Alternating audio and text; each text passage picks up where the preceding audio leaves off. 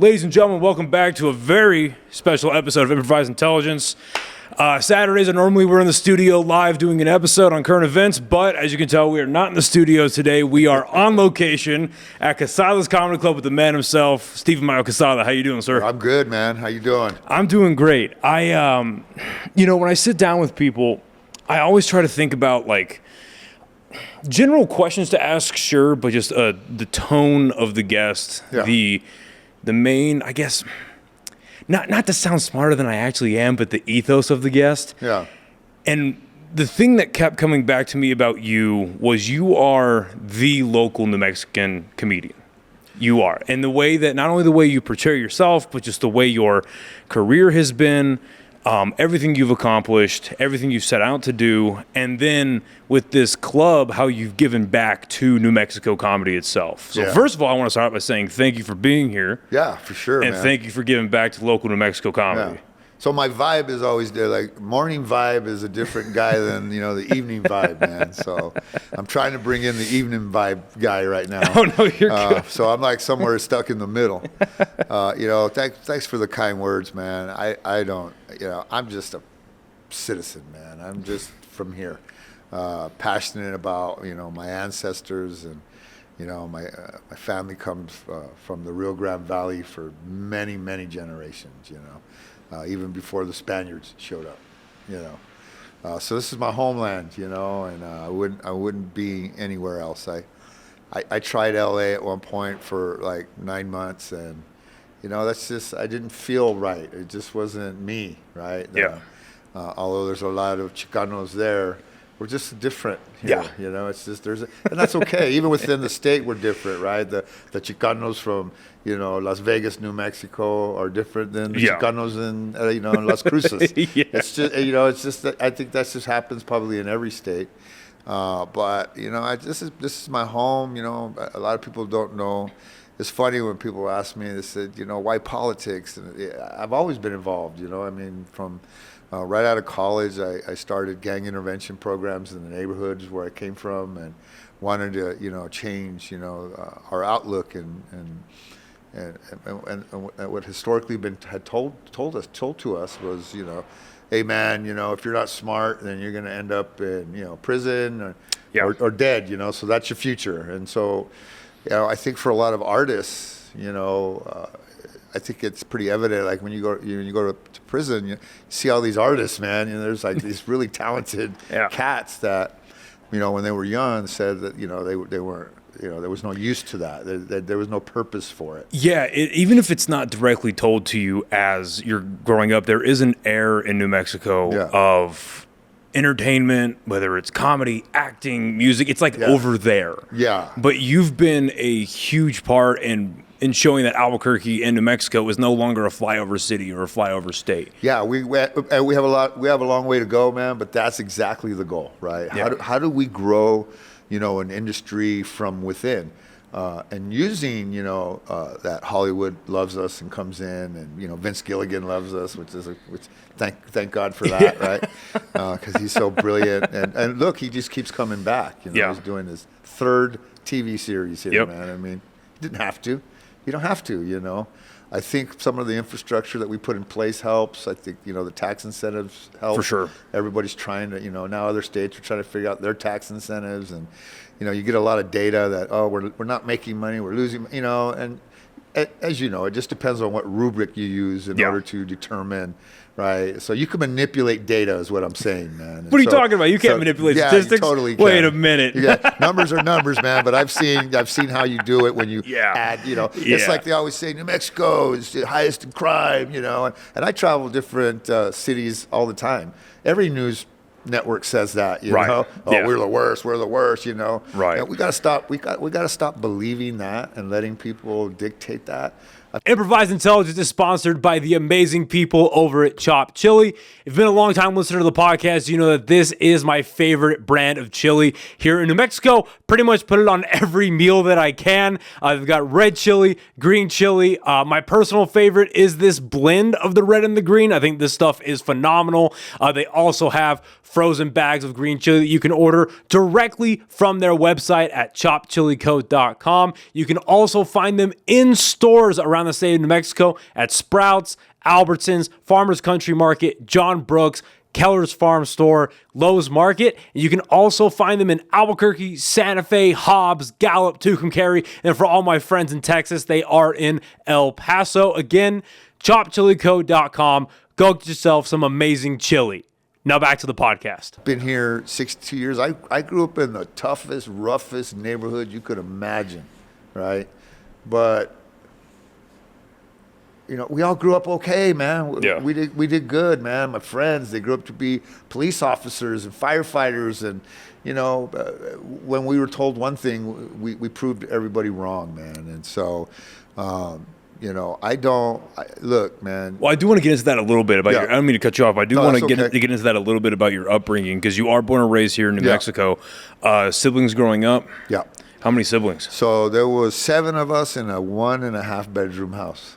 That sounds a lot like I didn't know a lot about my father's upbringing, but it sounds like a lot about his upbringing too. Yeah, man. And so, my bedroom was, my bed actually, we put a mattress on the washer and dryer, and I would sleep, that's where I would sleep as a kid, man. And to this day, I have to have something going boom, boom, boom, boom, boom, to sleep, man.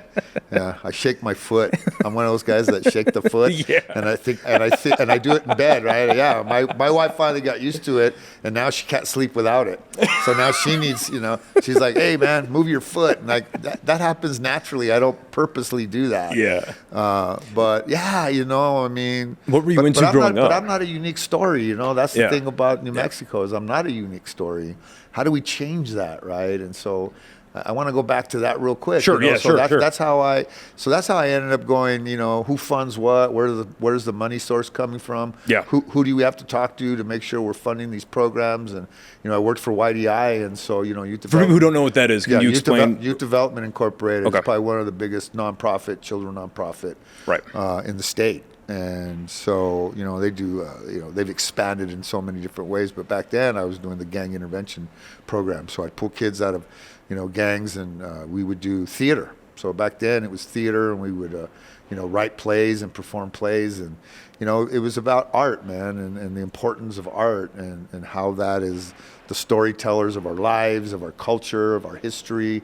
And I'm talking and everything, like music, like a song will come on and it'll take you back to, when you were in high school or whatever, right? I mean, you're a pretty young cat, but when you start getting in your 60s and you hear a song going, oh man, I used to go to the club to that, and just, because it brings back stuff. So that's what's so important about art, Yeah.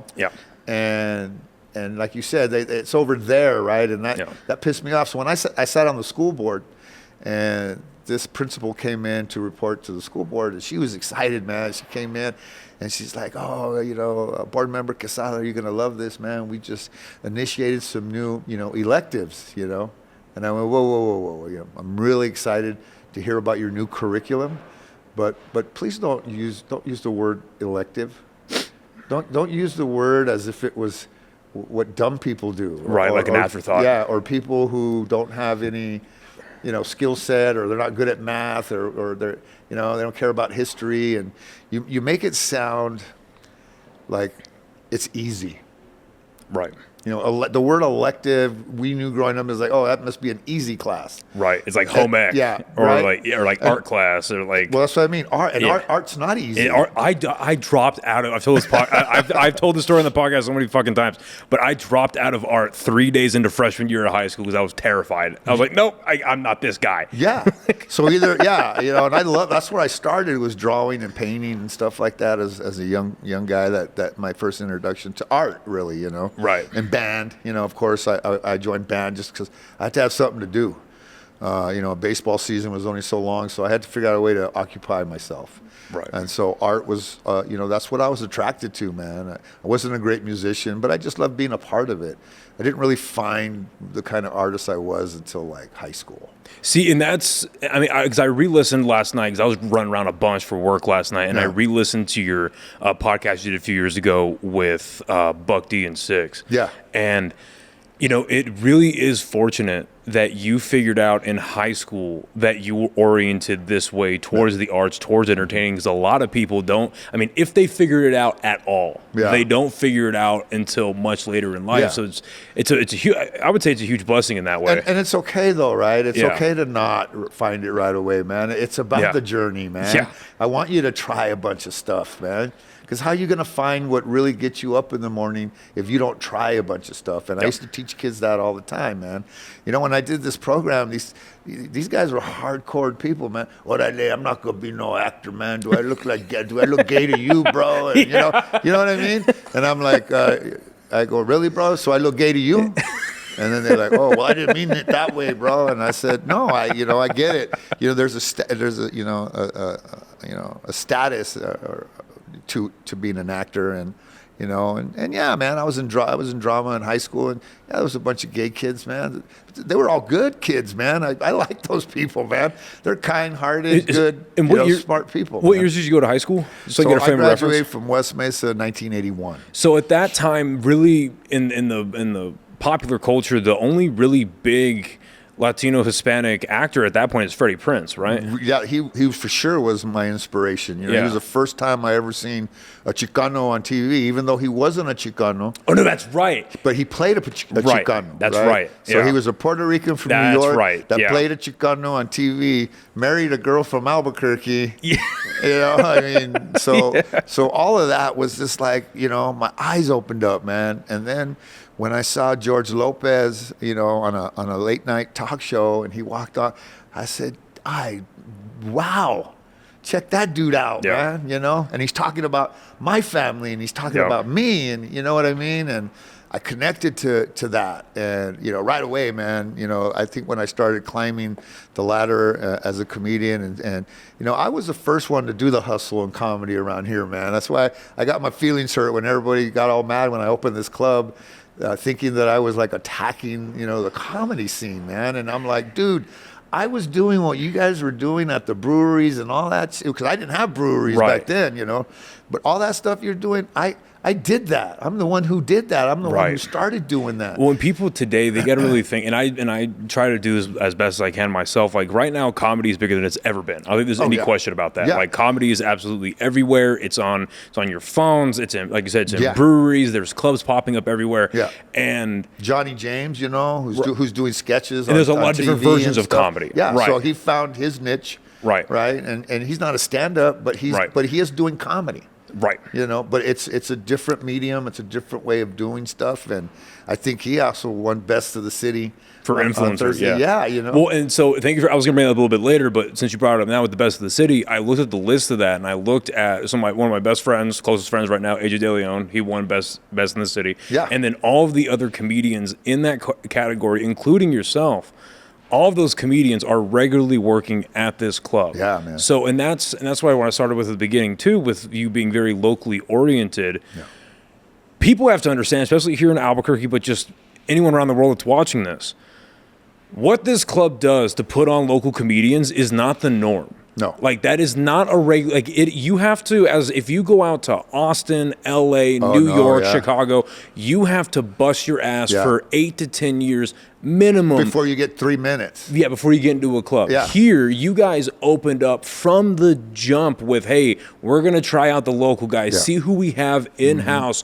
before we start having to outsource. And look, it happens where like the acts will come in and they have their own feature, their own opener. I totally get it. And I don't want to push against that. Right. But what I do is when the headliner comes in and I got him one-on-one, I'm like, hey, dude, next time you come out, man, let me use some of my local guys, man. So they and you don't have to do that. So they could build their resume, man. So that I go and I guarantee you, I got funny people here. Yeah, because we do. Best of the City happened because of those local comedians. It has nothing to do with me, bro. I can't be here every weekend. I got a life, man. And, and although I love being on the road, taking my comedy on the road, but I'm more than that as well. I mean, I just finished a couple of movies. I got another movie coming up, so I'm growing my beard. You know, I'm growing it white because I'm one of those guys. I'll dye it, man. As long as they invented dye, I don't have a problem dyeing my beard. Yeah. You know, maybe not my head. I did my head for a movie and it just looked weird. It is always funny seeing like the dudes in their 70s. Yeah, with black hair. Look 70, but they got the black hair. Yeah, man. But I did it for a movie, and then I'm like, yeah, I won't do that ever again. It just looked weird. Not as bad as the facelifts, though. I like to have a black mustache, man. You know, or a goatee and black. You know. Yeah. But you know, I'm going to do this film, so you know, we're gonna change the look a little bit. But you know, going back to, you know, I'm just a busy dude, man, and yeah, I'm freed up to follow my career again. You know, I'm not a county commissioner anymore. You know, I'm advocating for some people to get back in the office. You know, being attacked by that. You know, yeah. I mean, that's what happens when you're in the public eye. So trust me, I talk about politics too, and I get it a lot as well. Yeah. Not as big as you do, because you're obviously a much bigger. Well, it was funny. The other day, I had an exchange with this guy, because I gave my opinion who I thought should be the mayor. Yeah. Based on policy, right? Yeah. It's not based on. I'm not a gang member, bro. I'm not a Democrat, Republican. You know. Yeah. Right. I mean, I run as a Democrat. I probably relate more to the Democratic side. But you know, at the end of the day, man, I base my decisions, and I always have, on facts and you know, data, and try to make the best decision to represent all of us. That was the oath. That was the oath I took, man. You know, whether in my district you're Republican or Democrat, I was there to support you and work for you and do my job, man. And not be a gang member, right? Well, and that is something I'm curious about too. With your time in politics, what made you interested in being a county commissioner? And maybe for people who have no idea what a county commissioner even does, can you explain that a little bit, and then what made you interested in running for that? Yeah, well, you know, first of all, you know, it was my education was always my thing, and then, like I said, I did programs for YDI, and then when I had, you know, 3 daughters. You know, education even became more important for me and my children, you know, and so my first fight really was school choice, right? So I was a charter school advocate, and not for private charter school, right? I mean, public charter school where it was a lottery system that you didn't have to pay to go to school. But I always felt that, you know, kids should have a choice. For kids who know what they're doing, you know, we talked earlier that some kids at an early age know what they want. They found, you know, something already wakes them up in the morning. But I can think back to West Mesa, you know, 1979, 78, 80, you know, 80, 81, and I could still see people that shouldn't have been at that school, man. Yeah. You know, kids that had no choice. They had to get on the bus and go to that school, man. And I spent a lot of time protecting those kids, man. You know, and I just felt for them, man. Yeah. And, you know, because I was a little guy, and people try to pick on me, man. But I had all older brothers, man, and I could fight. Yeah. So, but these kids couldn't, you know, and so I would protect them, and I just thought, man, these kids, I wish there was a school for them, you know, where they felt safe, where, you know, they wanted to go to school, man. They wanted to get on that bus, you know. So that was my fight. So that was my initial fight, right? And so then I was pretty successful at that. We did a public academy for performing arts, and, you know, quickly turned that into, you know, the second best school in the state. Art school. Think about that, right? Right. You know, and that we're cranking out good kids, and they're going to college, and we're doing good.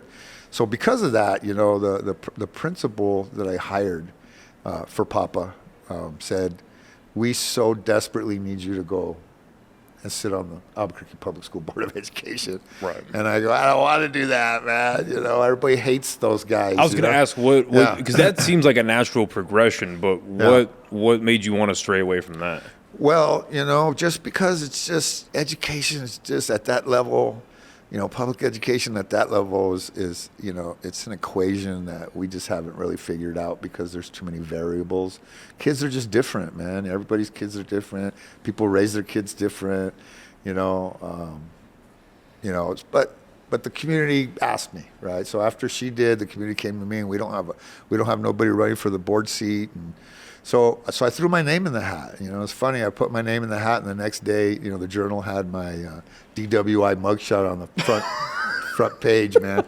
You know, back when you know, back in my early 20s, you know. And what was cool though is it didn't hurt my feelings because, bro, that's my life, that's my path. Yeah. But it's funny that guy. I looked at that mugshot, and I go, I'm so grateful that guy don't exist anymore, man. Because that vato was out of control, man. That fucking guy was way out of control, man. You know what I mean? Yeah, and for real. I could see it. I could see what I was wearing. I could tell I was at the club, you know. Yeah. So, but I was out there building a name, you know. I was a comic. I was trying to build a name. I was trying to build a career in a city that didn't have comedy clubs. That didn't have, you know what I mean? And anybody looking at this talking shit right now, you've got a DWI too. You just didn't get caught. So for damn sure. Let's keep that 100%. And I got caught at a roadblock, motherfucker. They didn't pull my ass over, bro. I was like, oh fuck, really? Roadblock? You gotta be kidding me, man. But it was on me, bro, and I took responsibility for that, and I never did that again. Yeah. So I'm down with the punishment on that, right? I know it's harsh, man, but hey, some of us, we all need a kick in the ass sometimes, and that's what that's all about. So from there, you know, I did really good on the school board. But the cool thing was, I told my wife, yeah, I'll run for the school board. And, you know, so historically here in New Mexico, if you served on the school board, they wouldn't elect you to any other office. They hate you. So you're just a whipping boy, unfortunately, as a school board member, because, you know, all the decisions made in education come from the governor and the PED in Santa Fe. A school board member just really looks at the budget. Right. That's it. Hire and fire as a superintendent. Yeah. That's what they do. So you sit up there and they yell at you and they're pissed at you and you're agreeing with them. You're like, yeah, for sure, man, I agree with you. And so I think because I agreed with them and I did fight for teachers and, you know, and try to really push at the state and went and met with our leaders at the state and let them know my concerns. And, you know, what were your chief concerns when you were in? I mean, for sure, school choice, right? Yeah. That APS should be, you know, instead of, you know, because at that time some of the schools were under-enrolled, and they're like, well, we're going to close that school. I go, dude, we're not in the business closing schools. Right. You know, we're in the business. We need to repurpose them. Right. Right. So let's offer something else. Be creative. So let's start thinking out of the box. And they're like, well, we don't want public education to become a business. I go, homie, that ship has sailed, dude. You know, I mean, what do you think? There's private schools already. There's schools that are for profit that are teaching and educating. Yeah, let's not make kids, war man. a business either. Yeah. Let's work on that too. Yeah, so maybe we should look at it as a business, man. And that was back when Winston Brooks was here, man. And so to appease me, he opened this. He called it a magnet school because he didn't like charter school. So I name it whatever the hell you want, homie. Right. Just give people a choice. And that school to this day is, that's the hardest school to get into, man. There's a line to get in. It's the dual credit school that's right by UNM. So now, right. So that way, when kids graduate, you know, they already have an associate's degree. They have 2 more years to get a bachelor's degree. What a great concept! What a great idea for somebody who, like I said, already knows their path, right? Right. So now, you know, you can't even get kids. The kids are waiting to get in that school to this day. So because of that, you know. I was like, we're safe, man. But then, sure as shit, man, 4 years later, a lot of people from the community where I live came to me and they said, hey, man, we need you to leave the school board and we need you to be the county commissioner, man. The former county commissioner is termed out and we need somebody who's going to fight, man. We've seen how you fight. We need a fighter, you know. I told my wife, well, let's run, but they're not going to elect me because I'm a school board member. And no, in the history of New Mexico, nobody has ever went from the school board to another elected office. Yeah. Well, I won that. I won that. And people say, what was it like to be a county commissioner? And I go, I'll tell you this, bro. I learned shit I could have went my whole life not fucking knowing, you know? I mean, I don't care where a fire hydrant goes. I don't care where, you know what I mean? How far it needs to be from a, you know? Yeah. But I learned it, man. And, Yeah. you know, and I took my job serious. And so, you know, you asked me a question, what does the county commissioner do and why did I like it? Why did I go a second term, right? Because that's where the rubber hits the road, man. That's where we get the job done. That's where we spend the money. Other places allocate dollars, so they have meetings and they allocate dollars, but they allocate those dollars down to either a city councilor or a county commissioner, and that's where the work gets done, man. So if anybody is listening to this from the South Valley, man, while I was a county commissioner, there was an orange barrel and a street getting ripped up all the time. Because we've been waiting 100 years for us to upgrade our infrastructure in the South Valley. Yeah, you know, it's the place without sidewalks. There was a new county commissioner came in. He didn't like me, man, and I didn't like him, bro. And he's not a good person, bro. And he was. You'll have a lot of those in politics. Yeah. That's the thing is it's 90% of those people. Yeah. And 10% of people who are there just to do the right thing. Yeah. You know what I mean? And that dude, man, was like. he just didn't like me. It was funny. We were doing a meeting, and he goes, well, we don't know what Commissioner Quezada does for his district and this and that. He just wanted to, be an asshole. But then 2 items later, he's like, well, I want to show this graphic, and look at this. 90% of the capital funding is going in the district, too. And I go, you just answered your own fucking question, stupid. You're fucking stupid ass, man. Yeah. And so how much coordination is there between that position that you were in and the mayor's office? Basically, I was the mayor of the South Valley, man. Yeah. They don't get to vote for the mayor. They're not part of the city. That's right. They're unincorporated, right? So I was the guy, man. So actually, if anyone asked me, I said, I was the mayor. I was the mayor of the South Valley. Right. My title was county commissioner, but they had nobody. So, within my first 7 months, I put water in Los Padillas. Los Padillas didn't have water, bro. It was... Wait, what? Okay, yeah. Describe that. What? So they didn't have access to city water. So they have wells and shit out there. Is it wells? Yeah, but these people are poor, bro. They can only drill so far. It's expensive. Right. And their water was... I went and met with those neighborhoods, and my campaign manager goes, you don't promise shit. Don't promise anything to anybody, man, because you don't know if you're going to be able to do that, because you don't have control of everything. There's a process. It's a democracy. You have to get votes, and then you got to go to another, government entity like MERCOG or whatever, and then you got to get votes there, So it's not. Everyone thinks that you elect somebody and he has a magic wand, bro. Yeah. There's a lot of red tape. Nobody has a magic wand, bro. There's no such thing as that. But a lot of people don't know that, and I'm not mad at them because they're just trying to survive. They work every day. They're raising kids. They're worried. They have worries. But they don't know how shit works. That's not their thing. And so, they didn't have water. And so when I met them and they opened the faucet and this brown shit came out, I went, oh, hell, bro. I go, you guys elect me, and I promise you I will be here with water. And my campaign manager goes, don't promise shit. 7 months later, man, I was there with the equipment. And we raised the money that quick. I put the money together that quick, bro. We put water in Los Padillas. When you found that project figuring itself out and then getting completed, in that process, were you finding that the previous people in that position before you didn't get it done because they couldn't themselves, there was red tape they were running into, or was it the lack of effort on their part? I think that they had other priorities, man, and that sometimes is a good thing. Or what's a bigger priority than water? I don't know, bro. I don't know, man. Art did a great job. I think his big priority was economic growth and jobs in the South Valley. He's the guy that did the Las Estancias development down there where the movie theater is. And, right. And so what with the Whataburger and the Recruiter Depot. Exactly. And then what I did right behind him is I bought all the land behind him and turned it into open space, and no more development there. That's our agricultural land, bro. So I preserved the rest of it. But we did need what he did, man. If you go down there, it's packed. Those people needed access to that. Yeah. It was a food desert. They didn't have a grocery store. Not in that particular area. Now they got restaurants. They got places to eat. They didn't have that.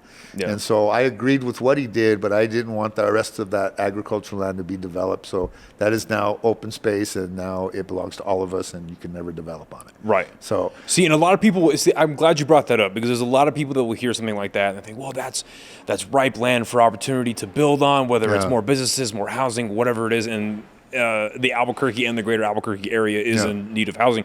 From your perspective, where is the advantage of keeping that as agricultural land? Because that's what makes us unique, man. I go to different cities and we're unique. We have this, this rural, this rural area in the middle of our city, right? That just runs through because we have the Rio Grande, right? And we should protect that. And you're right. If the city don't grow, it dies.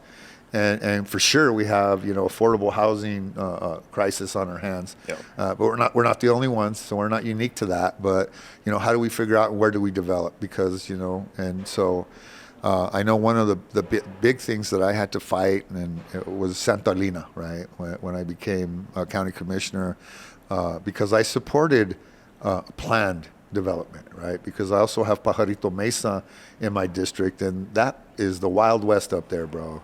There's no plan. It's just People are buying land. There's no infrastructure. There's no power. That people are living off grid up in Pajarito Mesa, man, and it's just a thorn. And whoever the commissioner is in that district, that's his biggest problem. Yeah. And so I didn't think that the land up on the Southwest Mesa where I live should not have a plan, right? And they beat me up because of water, and I'm like, yeah, I get it, man. I also sit on the Water Utility Authority Board, man. That's part of my job, right? So you act like I'm not paying attention to water. This isn't about water. This is just about land use, right? And if they're going to develop that, and by the time they develop that, man, we're all going to be, well, not you, you're young, but I'll probably be in a cemetery somewhere, bro. You know what I mean? Well, and I'm good. But the thing is, this is the thing though, right? But if they want water, they basically going to have $1 billion and build their own water treatment facility. They've got to learn reuse, and which is a good thing, right? To force developers to do that, to be good stewards of our water. That's something we have to do. Yeah. But to think that the city's not going to grow is unrealistic, right? And I couldn't base my decision on how this is going to grow and not have a say-so in it. And it's a plan, right? And as we all know, a plan is a plan, and you could go and change plans, and you could, and so that's up to the other commissioners and the people who are leading our city at that time will have to make those decisions. Right. But at this point, there's a master plan, and it's a damn good master plan. Right. Is it perfect? Fuck no, there's no such thing as perfect, but it's a damn good plan, and so I supported it. And so that, you have people who are against you for that. We don't want a plan. We don't want development up there. I go, that's easy for you to say, but you don't. I have to represent all people, because their plan is, no, we just need to build up in the middle of the city. Don't go out, build up. People should be living in apartments. And I go, you want to live in an apartment, but is that truly the American dream? Because I know my children want a house with a yard and a dog. Right. Yeah. Right. And I'm glad you're bringing all this up, because, maybe it was like 7 months ago, 7 months ago, when the big, a part of the huge bill that Trump had put in with there's a bunch of land grabs in there, and you saw a large swath of people from both the Democrat and the Republican side of the aisle. They're like, hey, we don't want that. That was never part of the plan. Don't do that. And they did take it out.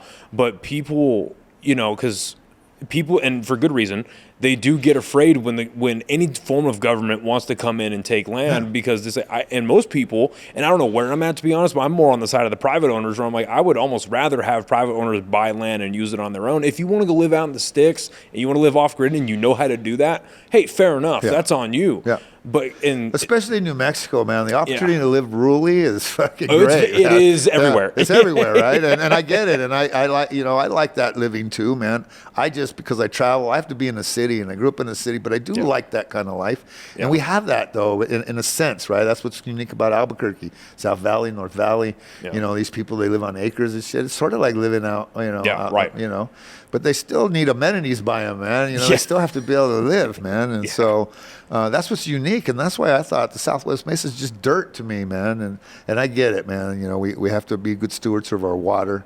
But that's where we should be developing and building affordable housing and those sorts of things. Because historically, that's what's happened. Because I live up there. Right. I live in affordable housing, right? And so everybody's like, "Oh man, I thought you were rich, dude." And I go, "I think you are thinking of Bryan Cranston, dude. I don't know who you're thinking of." And notice that my name was the last name on the credits. That means I made the least amount of money, bro.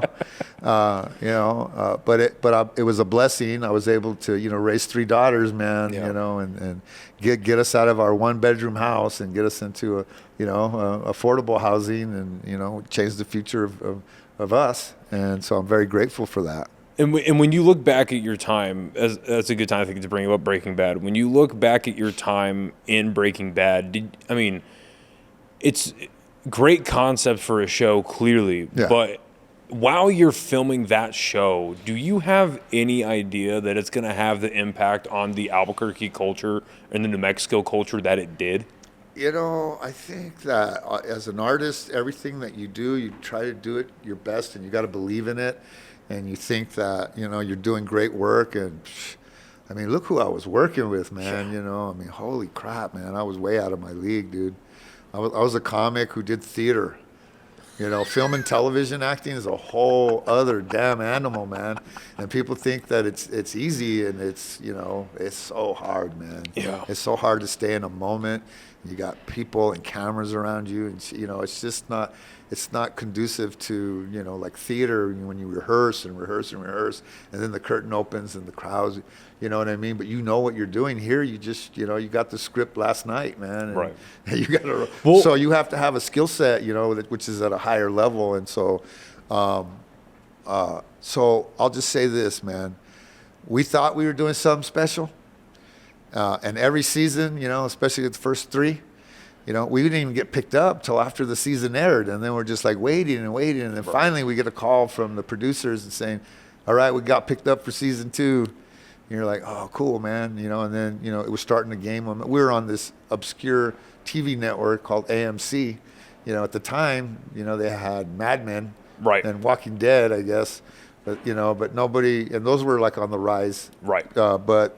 Well, AMC was such a unique network because as prior to that, you clearly had HBO with stuff like The Sopranos, Deadwood, where The Sopranos really set the tone for movie quality, or what would be movie quality TV making at home, right? It was just a completely unique thing. But then with AMC, you didn't have to get, at least at the time, you didn't have to get the premium TV package to get AMC. AMC was already there. And I grew up with AMC. It was AMC. I don't even know if they're still around anymore, but Turner Classic Movies. Those were the 2 TV stations I probably watched the most as a kid because they always ran classic films. And when I was a kid, HBO was that. Right. HBO just showed old movies. Right. So they all started that way and then started creating their own content. But when it hit Netflix, after the 3rd season, it blew up like an atom bomb, man. That thing just blew the hell up. And not just here in the United States, man. It around blew the world. Yeah. My Facebook and all my social media, man. My wife and my kids were like, "You're not invited to go grocery shopping, man. We don't want to walk around Walmart taking pictures with people." I'm like, "Well, what the hell, man?" But I want stuff, just write it down and we'll get it, Well, I want the right stuff. But what if I want to make a decision there? How about that?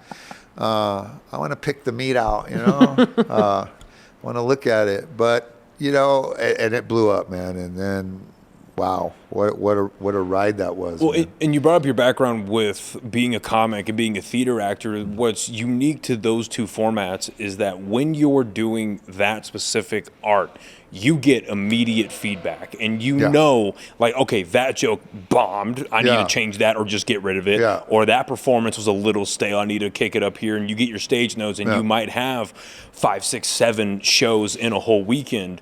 With a movie or a TV show, you're filming it and you're hoping it was received well. You're hoping you're with the correct group of people that know what they're doing, and you're putting together the right package. And something like TV or film, it's really made. You can have everything great on film, like on tape, but it's made in the editing room. So you got to trust that the editors know what they're doing. There's a lot of artists involved in film and television, man, that people don't even realize are artists. I mean, a great editor will save something that was shitty.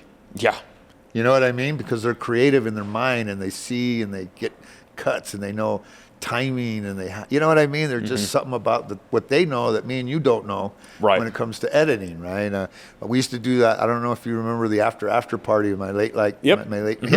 So we started doing that just so we could train kids in TV production. Again, it was about other people. It was about children, right? And so, I had the James Douglas Show, which is they were an incredible funk band, man. So I had the party going on, man, I had big guests, man. Bryan Cranston's writing his own episodes, man, every season. I wrote an episode of After Party I'm going to do, man. Oh, okay. Bob Odenkirk, same way, hey, I wrote an episode of the After Party. I want to do this. And I'm like, okay, let's do it, and so, but we didn't have no money. There was no budget to it. So the band was volunteer. I was volunteer. Everybody was volunteer. And so we're using it to train. That's love of the game. And we were just going to do like 6 episodes and just train the kids and then move on with our lives, And so Mark Padilla decided to air it on, he bought a half-hour spot on NBC or whatever where they sell to local programming. And he bought it. And we aired it. And freaking took off, man. And Right. we ended up shooting 103 episodes. But I think what saved that show, because me and Mark, who aren't editors, but we, like I said, we didn't have no budget, so we just thought, what does it take to cut it together? Right. You know, I'll go to this camera, I'll go to this guy when he's speaking, I'll go to that guy when he's, you know, and the band, you know. We shot everything with 6 cameras, which is ridiculous to edit. And so this guy came, he just moved here from New York, and he'd spent, you know, the last 18 years of his life as an editor in an editing room, editing 13 hours a day in New York. And he got in a motorcycle accident, and he's laying in his bed. He said he almost died. And he got, my life sucks. Is that going to be my life? I was going to die, and all I did was spend, you know, 6 days a week, 13 hours a day in an editing room. He goes, I'm packing up. I'm moving to New Mexico, and I'm going to do the other part of the film industry, man. I'll move cable. I want to move lights. I want to be alive, you know. And he saw it, and he was like, you know, the editing, you know. He wasn't wrong, right? And you know, and so he volunteered, man. He goes, hey, dude. I'll edit it for you, man. Right. And even on that show, and he saved it though, bro. Yeah. We went, holy shit, we got a show, man, yeah. You know. And so don't ever leave out an artist, man. Right. Right. Well, it's a team effort with all this stuff, and you know, even with that show, you were showcasing the local talent that was here at the time. Comedians. Is that like? 'Cause it really can't be overstated how unique that is, especially in a business that is a 100% gig economy. Yeah. Like it is, you go where the work is. Yeah. Like, and I'm only, we're in December at this point? Yeah. So I'm only 2.5 years into doing stand-up, a little over 5 doing the podcast. I will drive, and I have in the past, and I'll happily do it again. I will drive 12 to 13 hours to another club to do 5 to 10 minutes. I did it. I will do that over and over until the big thing happens. And even when the big thing happens, I'm going to keep doing the thing. But it is a gig economy. You go where the work is, and for better or worse, at the end of the day, everyone is looking out for their career. Yeah. So when you have someone like yourself that really does take every opportunity to showcase the people around you to say, hey, yeah, okay, I'm glad you think I'm talented. However, look at this. Yeah. Look at these people. Is that something that when you started getting into, when you started coming up as a comedian and as an actor, is that something that was always a part of you, or is that something that you learned along the way? Yeah. It's just, I've always been an advocate for people, kids, whoever, opportunities, man. You know, we have limited here. And so if somebody has the ability to offer that, they need to, man. It can't be about you. It can't be about you. It should never be about you. That's what makes us unique as an animal on this planet, dude, is our compassion for other people. And we've lost that somewhere, man, along the line, man, or you're born without it. And you know, and I'm not going to judge you, man. You are who you are, but that doesn't mean that, you know, that I have to be that, right? And that I have to make those decisions that way. When we did this club, man, there was something I was very adamant about. And so there was a couple of girls that I had never met, and they opened for me last night. And I asked them both. I said, "Oh man, who were they that opened for you last night?" Alex and Carla. Yeah. Right? Yeah, for both shows, because I'm using different people each show this weekend. And so... Thank you again for having me tonight. Yeah, I'm very excited. Yeah, for sure, man. And that's what I want, right? I want to give opportunities to people in a packed room, right? Yeah. And people who come to see a New Mexico talent, right? And so we wanted to spread that around. But I asked them, I said, hey, man, I asked them both, I go, you guys working at Hyenas too? And they're like, no. You're not. Wait a minute. Why aren't you, man? You know, why aren't you opening there? Well, you know, and so see, so that hurts my heart a little bit, man, because I push those guys to come to New Mexico. You know, I used to play Hyenas in Texas all the time. Once a year, I'd go there, and like, you know, I mean, I can't call Randy and tell him how to run his business, man, but that's a terrible business model on top of it. Yeah, and you know, because you want locals to come to your show. Yeah, it's interesting, like, because I've done Hyenas once. I was very thankful for it. I was able to get a guest spot about a month and a half ago. And I've noticed that they're having a different approach to it. They are very much like, because they obviously, like you said, they're out in Texas, so they have their locations out there, and they'll bring in their guys from there. Yeah. They are having some locals out there. It is a bit of a slow trickle. Yeah. And they're very... I hate using the word gatekeeping 'cause it's not gatekeeping. They're very selective about who they use from the local talent because, and for whatever reasons, I'm not even going to try to guess why. Dude, I've had openers in Dallas and in Fort Worth, man. They weren't that great, man. It just happens though, man. But I'm not judging them. They're at the beginning of a journey, and they're going to figure some shit out, right? And so, as a comic, you need the opportunity. You need the opportunity to succeed, but you also need the opportunity to fail too. Dude, that's where you learn, man. Learn from the bomb. That's another thing of us, right? We learn from our mistakes. But if you don't make no mistakes, that means you ain't doing shit, right? Yeah. And so we know that. And so we built this club with that as a model, man. Yeah. And you're right, you know, some guy, I already have my features and shit. And I could tell you that 90% of these homeboys features they bring in, we're way better out here. Our comics out here are way better, man. And then you realize, oh shit, the guy selling his merch is his feature. Yeah. You know, and the reason why he brings him is so he doesn't have to sell his own merch out at the table. He brings his own merch guy and he peddles him to us as a feature. Right? And I'm thinking, dude, he only had enough skill to be an opener at this point. You know, he's doing crowd work because when you only have 10 minutes, don't do crowd work, bro. Do your material because that's what you only have 10 minutes to work on that shit. Start doing crowd work when you have 45 minutes to fuck around. You know, and so I see that, and so those are definitely the guys I pull to the side and say, hey, look, man. You know, great job, man. Thank you for coming and doing my club.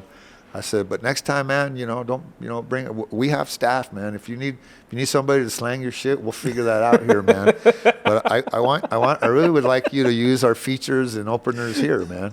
You know, help you. But you can't tell Christella that, and you can't tell DL Ugly that, you know. So you just keep your mouth shut. But those are the guys I wanted you guys to open for, you know. Yeah. Shit, I wanted to open for them. What the fuck am I talking about? And so, yeah, man. You know, so we're continually fighting that battle and making that a priority here at Quezada's, man. But the local people are the reason why I'm successful, man, and that's why I'm successful. And that's why I went on Buck D's show to squash all that shit, man. I'm like, dude, you know, some of you are on social media talking about me. You don't even know me, man. Right. So you never met me. You don't even know me. You don't know my soul. You never looked into my eyes. You never talked to me. Right. And you're making decisions based on that you don't want to hurt your friends' feelings that have given you opportunities and stage time, right? And I get that, but I'm not here to be a threat. I didn't do the initial marketing. I'm not the one that put out Comedy's back in New Mexico because they didn't say that. They just said comedy is back, and they meant back here. But anyone who at Santa Ana. I tend to stay, and I've said this on the podcast so many fucking times. I think arguing and beefing over stand-up comedy is one of the lowest and stupidest things you can do. Yeah. Truly. But I saw those little whispers back then. I was just getting started, and even then I was like, okay, so where's the other major club? Like, I got my start at Dry Heat. I will never not be thankful for Dry Heat. For like, sure, that place man. was awesome. But okay, but where's like the giant club that's bringing in national no disrespect to Dry Heat, man. Yeah, they were great. I know, because I did that too. Like I said, they didn't invent that wheel. I had a comedy club called the Comedy Room at our place too on the west side. I heard about that. Yeah, back in the day, man. And Kurt Fletcher and all these guys, it was all local. It was all local, just like Dry Heat was doing, mostly local. You know, I didn't have a website with a lineup coming, but that's what comedy clubs do, and they serve booze, man, and they sit people, and so really because I was in a bar that served liquor, I felt that was closer to a comedy club. Right. I felt that Dry Heat was a comedy space, a performance space. Yeah. Which is cool. There's nothing wrong with it. There's nothing wrong with that. No, not at all, man. It's a good place to work on material, and people are sober, so it better be fucking funny. I was literally going to say, I didn't realize until, I've been a comedy fan since I was a little kid, but, I didn't realize the important marriage that should never be divorced of stand-up comedy and alcohol. Yeah. I did not realize that until I did dry heat about 3 or 4 times. Yeah. And then I came here, and then I went back to dry. I was like, oh, these are different crowds. It's different, man. It is, man. These are different crowds. Yeah, it is, because it's already a hard enough gig as it is, man, but I like the challenge, Yeah. But I was doing cruise ships, man, and fuck, man, those people are partying. They're fun, 500 of them. Yeah. Yeah. I mean, it's double, this room. Right. In a cruise ship. Right. And they all show up, and they come back to the same, you say it's a repeat show, and they come back and sit in the exact same seat. So you can't repeat show. Right. And they get mad, because they used to get mad at me. They go, you didn't do the repeat show. And I go, it's the same fucking people, dude. Right. I go, I'm sorry, I got distracted, because I started doing crowd work, And I go, I'm sorry, I got distracted. Well, and then how conducive is that because I'd imagine you're going from where you're doing stand-up to wherever you're eating to wherever you're sleeping. So how conducive is that environment to just writing material? But see, because of Breaking Bad, I couldn't just walk around the cruise ship, man. I didn't have, I don't care if I wore sunglasses and a hat or whatever, man. Everybody wanted to sit down and have a Breaking Bad conversation with me. Right. And I'm grateful for that. But that's not what I wanted, I wanted to go just get something to eat, man. So I was always in my little room. They give you the littlest fucking room. So, oh my God, man. So I used to do shit 20 minutes on my room alone on the cruise ship. People laughed their ass off. But you're right, man. I'd be in that little room and I'd write and write and write and write. And even if I wasn't writing comedy, if I was writing a screenplay or working on on a project, you had that opportunity to write, because what else were you going to do? Right, you're turning into Jack Torrance from The Shining. Yeah, just writing and writing. Yeah, right. And so that was cool about it, But I started as a bar comic, and I did bars, man. I would open for bands and shit, and people shut the fuck up, put the band on, And I learned from that, and I got powerful and I got strong. And so then when I did have an opportunity to work with a big name, they're like, fuck, dude, you're funny, man. Matter of fact, first time out for George Lopez, he fired me. He goes, oh yeah, I ain't following that shit, dude. What the hell, man? Funny how that works out, huh? We became friends, though. Yeah. But he's like, nah. He goes, I'm gonna help you, bro, but I'm gonna hire another guy to open for me tomorrow, man. I'm not gonna follow that shit. Where do you think? Because you hear that a lot. I don't know if it's so. It probably is common these days, but the idea that a lot of headlining comics don't want their opener or their feature to be funnier than them. Where do you think that comes from? I don't know, man. I try to have the funniest people in front of me, bro. That's what gets me sparked, man. That's the sugar in my coffee, baby. Yeah. Right? You got to do your job, man, and you need your openers to do your job. This is the best compliment we get. I love the whole show. My wife last night said, "Holy shit, both those shows, everybody." And my wife's very critical, man. I'm her husband. She knows comedy. She knows what's funny and what's not funny, right? Yeah. And she knows what the crowd's reacting to and what they're not reacting to. And this morning she said, that was cool. I can't wait for tonight. That's awesome. And I go, yeah, neither can I, man. So, we're going to have fun tonight, man. And that's what it's about too. Because we, out of all this brutal shit we put ourselves through and self-doubt and all of that, the reward though, is just addicting. The reward is addicting, man. And so, it's great to see comedy grow here. We're growing. A multitude of reasons. Just like we grew the film industry, there's no reason why we can't grow the comedy industry. You're living in a good time here in Albuquerque where there's opportunities to continue to work. I had to drive 12 hours. Yeah, I had to drive to Espanola and to Las Vegas and talk to bar owners and say, hey, man, trust me, man, let me come in. Yeah. Let me do comedy here, man. Do a comedy night, and I'll bring some comics, and I used to tour with some really fun, Chris Otero, and he doesn't do it anymore, but he'll do it for me. And, and he featured for me last night, and he's like, oh, I'm going to do all this new shit. And I go, Chris, you're not working that material. I go, don't do that material. That's a good friend right there. Do your funny shit. I don't want to see you die tonight, dude. Yeah, well, no, there was a crowd that came to see his funny shit, Yeah. But I get him because his dad was here, and then they go, oh, well, they see, my parents. I go, yeah, they have, but that's your family. Fuck them. I go, you got all these people who never seen you. For real? Yeah, you got to do your shit. Yeah, so he did. He came. So he did half and half, man, and it was great. And even my wife goes, "Oh man, I was so happy to see Chris Otero back being Chris Otero." Because when we were on the road, man, he was on it, man. His material, and I like his style of writing. He's just a little different and a little off, and I just like that. Yeah. And then Keith Breckenridge, man, fucking killed last night. It's awesome to hear. Yeah, I mean, I hadn't seen him that strong in a long time, man, and this crowd reacted to him in a way, and you should have seen him, man. I kind of felt bad for him because he was like, I want to do another show, because he only got to do one show. That's what sucks. But I got to spread the love around, man. Yeah. And so that's the thing, though. You don't have to, and you choose to. Yeah. Like, again, I cannot overstate that. You choose to. I mean, for sure, I can make that decision. I could just say, I just want Animal and Chris. Right. For the weekend. I could have said that. Yeah. But what we said is, I want to use the ones that are your favorites that have come and helped me in this club. And so Christian did that. He said, and the only thing is, and it was funny, he read my mind. He knew I was going to ask for Chris and Keith at least on one show, right? So I trusted him. I trusted him on putting together the local ones that he could rely on, that have come in and done their job. At whatever level, right? Whether it's an MC opener, which is it's a fucking important job, man. Yeah. That's the job, actually. You know what I mean? Yeah. Animal's good at it. He takes that job serious. Yeah. Even though he wants to be a headliner, and that's his goal, he's so good at the opening that how do you not want to hire him to do that? Right. So it sucks when you're good at it, So like, how do you grow from there?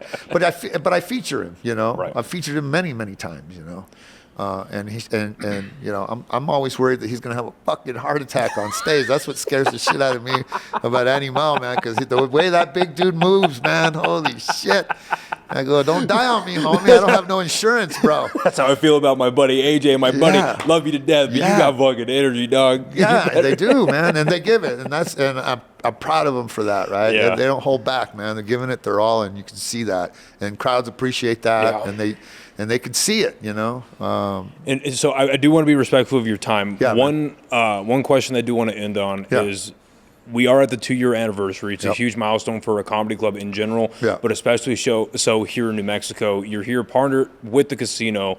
What does the future look like to you for the club? And then with the partnership, as much as you can speak about it, with the partnership that you have, how much say do you have in the future of the club? Where it's like, so you have the 2 shows, sometimes 3, depending on the huge headliners that are coming in. Do you possibly look at open mic nights? Do you look at maybe we can do shows regularly on Thursdays? Like, what does the expansion of the club and the business look like to you? Yeah, my dream is definitely an open mic night, on a Thursday. Just because we're already strong on the weekend. So, comedy club-wise and crowd-wise, we're great, man. Our slow night is 150 people. That's a sellout for most comedy clubs in the country because that's all they could sit, right? So this is a big club, man. 300 seats is one of the bigger ones out there. Yeah. And you don't realize that there's 300 people in here, but there is, man. It's when crazy. They're laughing, you can feel it. Oh, yeah, you can feel the energy in this room, man. So, yeah, I was involved at the get-go, man, I worked with the design team. It had to be specific for comedy. This is specific. The stage height is specific for comedy, right? The tables, the way they're close to this is all comedy.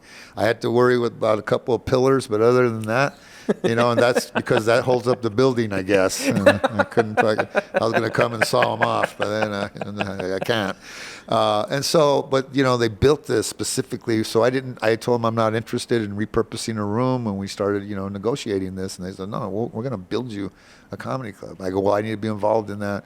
And then initially I was involved in, in booking and saying, hey, these are the guys that I've known for years. They're funny. Bring them in. They'll come in. They're not going to kill us up front.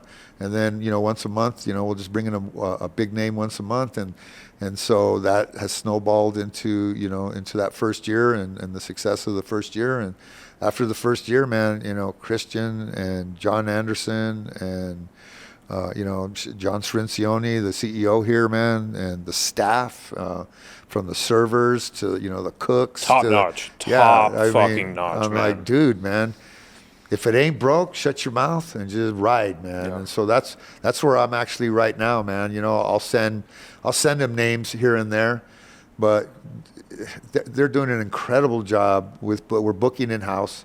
So they've learned, they've seen what I wanted to do, what I wanted them to do, and they're doing it. Yeah. And, just go to Quezadas.com and look at the lineup coming up, and you're thinking, what?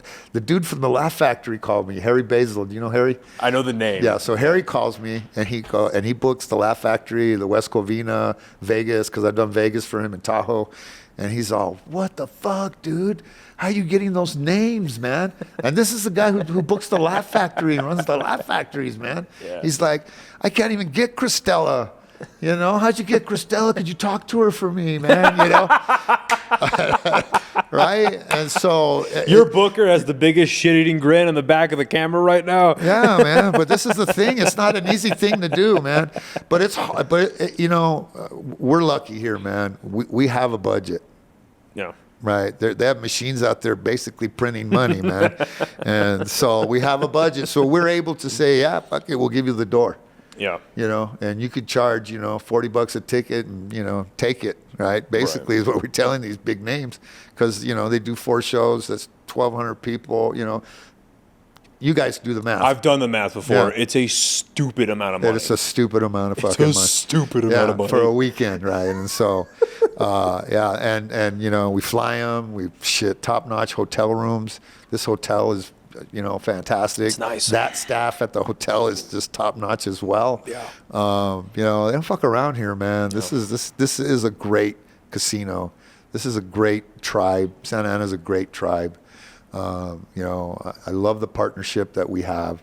I'm 40% Native American, we don't know. We grow up Chicano, and then you get your DNA test done, and then you get interested, and then you do a whole research of your family history, and you're like, shit, I'm Native American, man. Right. We're from New Mexico. I can't, I was expecting Mexico. I mean, we don't know. We grew up in the hood. You're a kid. You don't pay attention to that. It's when you're older, you're like, man, what am I? What am I really, And DNA has helped us unlock that. And so I'm proud of my Native American roots and who I am, and I think it's important to know who you are. Yeah. It's not about us not liking other people. That's irrelevant. Somebody started that rumor. We're not mad. It's like, we don't want you to change history because we're mad at you. You don't have to change history. Yeah. You need to tell the truth. We need to know who we are. What made us who we are. If you erase that, then you erase who we are. I agree. And so we don't want to do that. I agree. And so, we're living in a great state with great people, and I'm just blessed that that I get to live my life out here, and I'll die here, and my kids live here, and my grandkids are here, and so this is my home. And, again, we're not perfect. Nobody is. We've got our challenges here in New Mexico. And I think we need to start compromising, and we've got to start, thinking compassionately. I'll end with this, man. We are not going to arrest our way out of a problem. It's not going to happen. They've tried to do that in the barrios where I grew up my whole life, man, right? And just incarcerate them, right? And eventually we'll incarcerate them all, and the problem will go away. And it hasn't, and it doesn't work, man. I mean, so what's the long-term goal? When I heard a candidate say, I'm going to start arresting homeless people on day one, I'm like, with what jail, homie? Yeah. The city don't have a jail. Only the county has a jail, bro, and you don't give us no money. So you're gonna inundate our staff up at the jail, and realistically, we're not gonna hold them at the jail, man. And if we do, that costs triple of what it would cost to build them housing, right? So again, I make decisions based on policy, and in 4 years, who knows, man? Maybe I go take that job. All I'll say about that is I reached out to him personally. I have his phone number. I was given to that by a mutual friend. Yeah. And it was all good in the beginning. And then I started speaking my mind about politics, and it was crickets. So, it's we're in a very – I think the best way I can put it is that we're in a transformative time for Albuquerque. Yeah. And, I mean – and look, I've said this on the podcast many times. I'm not a fan of either of the candidates for mayor. I don't know what's going to happen next. Yeah. The runoff wasn't exactly surprising because you have 6 people in a mayor election. Yeah. Nobody votes in New Mexico anyway, blah, blah, blah. Yeah. I'm not a fan of either one of them. But, I mean, and honestly, like, I know you got a lot of shit for it, but you have your convictions. Yep. You have what you believe in, and props to you for speaking out on that because again, in a much smaller version of it, I know what it's like to catch shit for speaking your mind. Yeah. So credit and respect to you for going out and doing that. Because, I mean, if that's truly what you believe in, fair enough. I think that if I speak out, maybe more people will speak out. Yeah. Right? Somebody has to lead that. And and if it's me, then it's me. I agree. Keller had a hard job. I think anyone who becomes the mayor of a major city has a hard job. There's no such thing as an easy job, especially a city this size. And did I think he was perfect? By no means. Does he have a long-term goal that I think will pay off in the long term? Yeah, I do. And so I'm down. I'm willing to give him 4 more years. That's all I'm willing to give him. I mean, 12 years, bro, and that's longer than most. Yeah. And I get it, man. I get, but crime. How do you, we don't have a minority report machine, bro. We don't. Thank God. Yeah, right. Well, not yet, right? Yeah. Well, not yet. But we don't. You don't. We respond to crime, bro. We don't prevent crime, and I think that community policing, intervention, prevention, behavioral health stuff in our schools, real behavioral. I think there's other plans that we can do to curb, our society's problems, but it's a long-term commitment, and it takes money, and it takes a lot of money. I mean, homeless, bro. The answer is right in the name. Yeah. No. Home. Right. I before I left the county commissioner, I approved and got approved some funding to build fucking mobile bathroom, showers, and washer. Look, I get it, man. Those businesses up and down, and people attack me for that. Like, fuck him. His club's over there in Bernalillo, and he doesn't have a business on Central. And I'm like, dude, I rep. My district was in Central too, man. And I get it, man. And some of my friends have businesses, and they're dealing with this shit. Yeah, right. Quite literally. Yeah. And so you act like but these are human beings who are going to shit and piss. They're going to do that. You can't stop that, from that happening. And so instead of complaining that they're doing it, let's give them an opportunity to do it properly, right? I mean, have you ever been camping for a week and then you come home and take a shower and you're just like, oh my God, you're like a new person, right? Let's give them an opportunity to clean up and maybe just through that little bit of compassion and help, maybe we'll turn somebody around, man. But we've got to try other things, right? And we've got to give them opportunities to do that. Hopefully that unit will be built, and out on the streets because it's something we need. And I think once that goes out, I think people will support it and we'll build more. Yeah. And as we try to really fix the big problem, Yeah. But to think that there is not stuff out there for people, that's the wrong thing. The news doesn't report all the great things that are happening, so we only have a little bit of the information of what Tim Keller has done.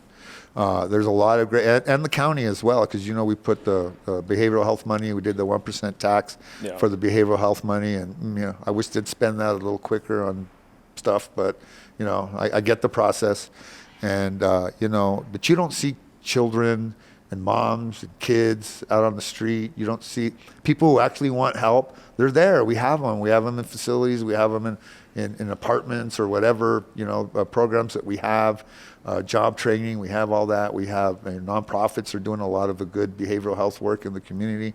There's a long-term plan in place, but you're not going to see results overnight. It's just not going to happen. I agree. And so that's why I'm willing to give this dude 4 more years. What I'm curious about, I'm sure you can add context, because I look at, because like for my day job, I work for a security company that actually provides security to like the gateway system and then like the new pallet homes that they built up, stuff like that. Yeah. And I know that we have resources that the mayor has built, and I'm always curious when I think about these things. I was like, okay, like you said earlier, no one has a magic wand. Nobody has just like a snap way to make things happen.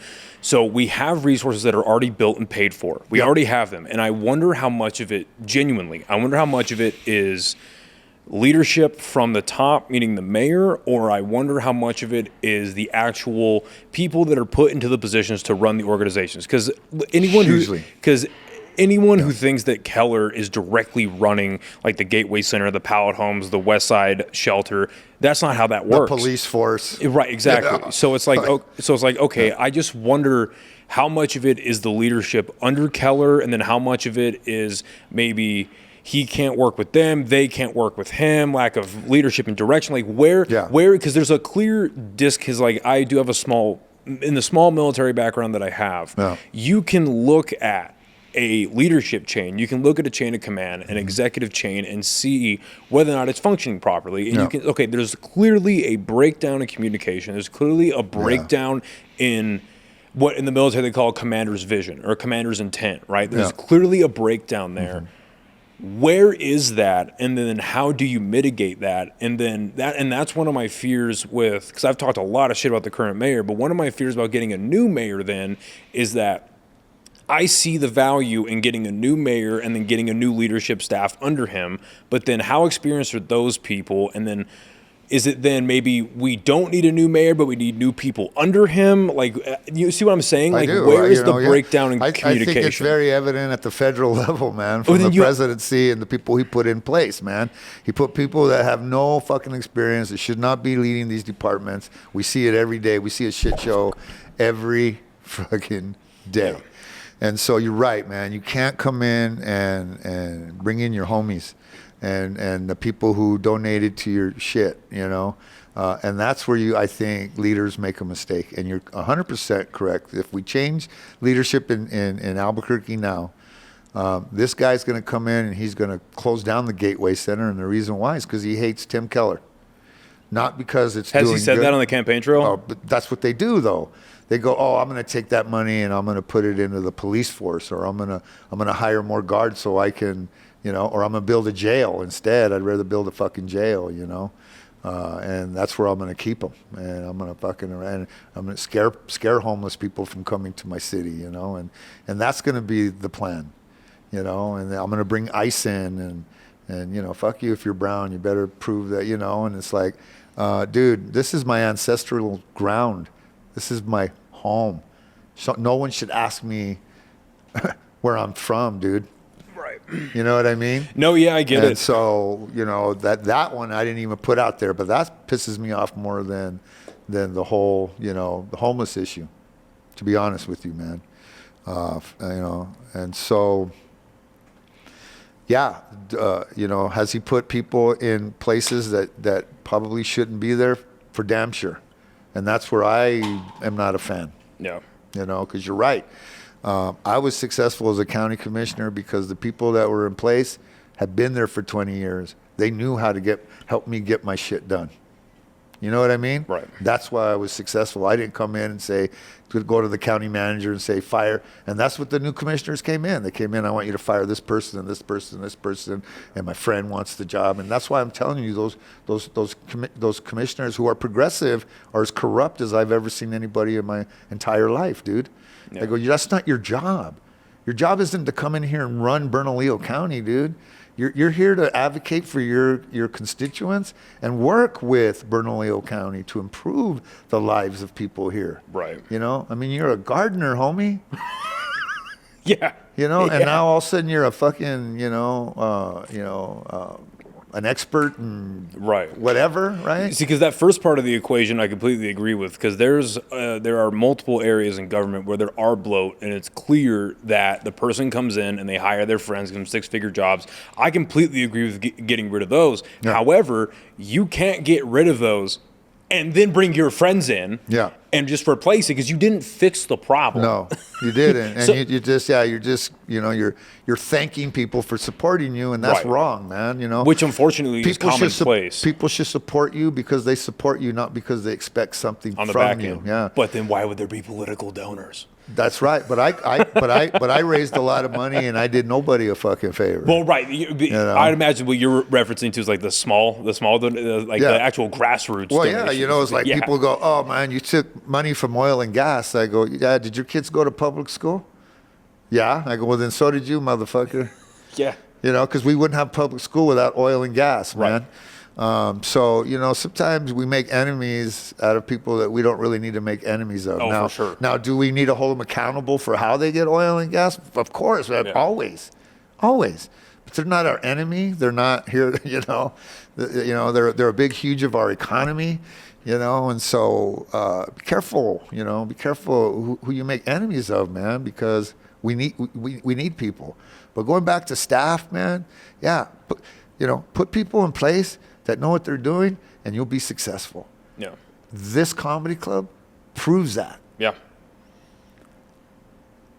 Proves it. No, I agree. In my opinion, one of the marks of of truly a good leader in a main leadership role like that, in a directive role like that, is they are able to build a team around them that is not only knowledgeable in their specific departments, but they are effective in what they do. Yes. It's leadership. I mean, by definition, is to be able to motivate people to do what you ask them. But it's also leadership is also the ability to clearly define the best traits in others and say, okay, you are really good at this, so we're going to put you in charge of this, and then so on and so forth. It's the ability to articulate, display, and guide others through a vision. Yeah, and you can do it with kindness, man. Yeah. I would walk into staff after a commissioner left the office, and they're crying. What did you go in there and tell these people? Yeah. You know what I mean? Right. That's not your job, dude. No. I was going in to say, hey, man, is there grants available for, they know shit like that. Right. Right? Oh, yeah, commissioner, there's a grant for, this kind of development. And so I go, man, there's a piece of property, man, that we could, maybe, do some affordable housing or some kind of townhome thing for moms and kids. And, and they get excited and they're like, yeah, man, that's a good idea, commissioner, I said, well, I'll run it through the county manager, but I just wanted to come to you first just to see, if there was like grants, federal grants. Oh yeah, there's all these different kind of grants. Okay, cool, man. And I'll get my assistant to get all that information, and I'll go right now to the county manager, and ask her if this is something she'd be willing to help me do and support. And the county manager did everything I asked her to work on. I was so fucking successful because I treated people with compassion, with respect, and that I didn't roll in saying someone elected me and now I'm God. Right. You know what I mean? No, I agree. And we get that a lot, man. These people get power. Real quick before we leave, the District 3 City Council race, man. Clarissa Pena, dude, has done tremendous work in my district, man. She built a fire station. We haven't had a fire station built in our area in 20, 30 years. She built a public safety center. Westgate has a brand new community center, man. Holy shit. It was a barrack before her.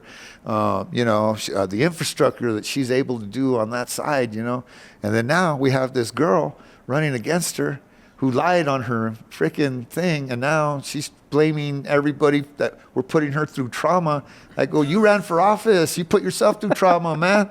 But she's, she puts out these mailers that she has a magic wand in her pocket, bro. Yeah. And I'm like, you should pull out the magic wand now, and then maybe I'll vote for you. Right. But no, vote for me first. Yeah. And if I win, I'm going to whip out my magic wand, and all of a sudden there's going to be all these new jobs on this side of town and all this new infrastructure.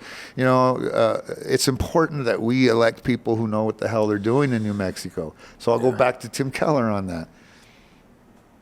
I mean, at this point, he's been running the city, man. Everybody else would have had to start from scratch and new. Ubales, all of them, man. They talk a good game, but do they actually have the practical experience to make it happen? Again, sometimes you have to change, the who's in charge to move in the right direction, and I get that. But sometimes change doesn't go in a good way, man. Yeah. Right. And so again, don't be a gang member, man. Yeah. Don't support somebody just because you're a certain party or an affiliation. You know, support people on the facts and ask questions, man. Do some research. You know, look at what is out there. Look who we are helping. You know, a lot of people we're helping, man. There's a lot of people that if they were on the street, you haven't seen homelessness, right? But then you start, you know, creating policy that, you know, we're gonna take away SNAP benefits. You know, we're gonna take away all these you know, all these social services because, you know, people are gaming the system and this and that and that and this. You know, and I'm like, yeah, 10% of the people probably are gaming the system. Collective punishment is almost never the answer. No, to govern by punishing 100% of the people based on the actions of 10 is not good governance. I agree. It's just not good governance. You know, let's find that 10%. Let's fix that. Yeah. Right? Because I agree with that. You know, people shouldn't be gaming the fucking system. But I told people, if you're worried about a city full of crime, let's take away their social services. Right. And you haven't seen crime, bro. Right. You haven't even begun to see crime. Because people don't go, oh, I'm going to starve. I'm going to crawl in the corner and die. Right. We're going to survive. No, they're going to feed their kids. They are, bro. And they're going to feed off of you. Yeah. Because they don't have no skill set. It's, you know, they all of a sudden, what do you think? They're just all going to go to college and go get, you know, or they're going to go pick fruit or, you know, what do you think they're going to do, man? Yeah. You know, and I get it, man. Well, it's an unfortunate reality that a lot of people have to come to grips with. It is, man. And some people just don't have the skill set. This one lady one time goes, well, I was at the grocery store and this lady had a Escalade and her nails done and a Michael Kors purse and 5 kids and 2 baskets full of food.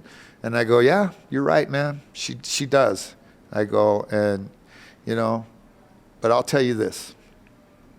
That's it. She's at the top of her game. That's all she'll ever have is that used Escalade, that Michael Kors purse. And it's also an outlier statistic those nails. Out of the majority. And, yeah, and to be honest with you, the only reason why she does that is because she's just trying to feel included. She wants to feel accepted in a society that material things matter. And she just wants to, because that's it. That's all she's ever going to have. Right. But you're going to have the opportunity for the whole world. You can go out and do whatever you want. She could too. She just doesn't know how to do it. This is all she knows. This is generational poverty. Her parents probably didn't know how to help her either. They didn't know how to fill out a college grant application and all of that. They knew how to, they taught her. She got pregnant at 16 and said, you fill out this paperwork and you stand in this line. And you fill out this paperwork and you stand in this line. And that's what I could teach you because I love you and I want you to be able to survive and feed your children. And that's the only way I know how to do that. And so it sucks, man, and we want to change that. And that's why my job is always to give kids opportunities to show them there's another path than that, you know, and it's hard and it's a struggle and it's not easy, but it's not supposed to be, man. Yeah. You know, TV, people on TV make it look like life is easy. It's so not. You know, that's why we watch TV, to escape from how easy, you know, from how hard it really is, man. You know, well, unless you're watching Breaking Bad, then they show you how hard the fucking shit is. Right. Well, listen, this is genuinely, I've been wanting to do this for a while. Yeah, I'm very thankful that we got to sit down and have a conversation. Yeah, man. You're a very smart guy. I would love to do it again sometime. Sure, man. And again, let's hold people accountable, bro. You know, I'm down. You know, if you have something that you want to talk about, let's do some research and let's put it out there and make sure that people have the facts and the real things that are happening in this community. Because there's a lot of good shit happening, man. Yeah, there is. And we're in a society now that we're only focusing on crap. Yep. You know, and thank God for stand-up comics. Yeah. We get to laugh at it. And so, you know, if you haven't ever been to a live stand-up comedy show, this is the place to go. You gotta right go here. anywhere, man. Just go, man, because that is how we escape, man. We're the doctors of that, right? I agree. Right? Maybe we need a professional degree, but they'll take that away. Never mind. Well, and I really do want to say this again. I can't overstate it. Yeah. Everything that you're doing for the locals, I can't be more thankful for it. Like I said, I did get My first start in a club at Dry Heat, but first major club was here. I was about a year and a half into stand-up, way earlier than I should have been here, but I did. Thank God it went well. And I really just want to say personally, thank you to you and the staff that you have here for putting myself and the locals in the positions that you have. They've earned it, man. Because you've... Yeah, they've earned it. They went out and hustled it, and they worked their material, and they take their job serious, and they earned it. I didn't do anything for them, but open the door. They walked through it, bro. So I'm very appreciative of them. These are, and I know you know this, but I want to say it out loud. The opportunities that you give young comics early in their careers, it speeds up the process to getting where we all want to go. So I just want to say thank you for that. Yeah, for sure. Before we get out of here, where can everyone go to support you and support the club? You know, just, go to quesadas.com, find a comedian that do some research, see if you like him, come see him live, man. That's what I want. Cause it's more for you than it is for us, cause you'll enjoy it and you'll have a good evening, and it's affordable here. We're not killing you here, man. It is affordable. Yeah. It's a very affordable club. The food's affordable. The drinks are affordable. It's a great evening out. I'll say we compete with McDonald's. That's how low our prices are, man. And so that's cool as shit, right? So we're happy about that. And support me, man, by follow me on social media, see what's going on, see what I have going on.